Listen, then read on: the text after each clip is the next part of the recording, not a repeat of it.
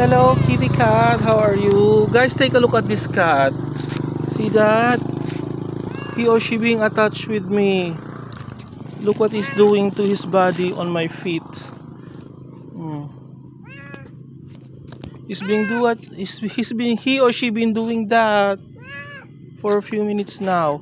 While I was walking right there going home, I heard him or I heard him or her that meow, doing that kind of noise, and then I approach him or her. Now he's being attached with me.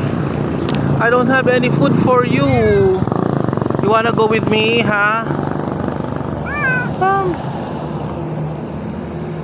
See that, guys? Don't bite me, okay? So what should I'm gonna do for you, huh?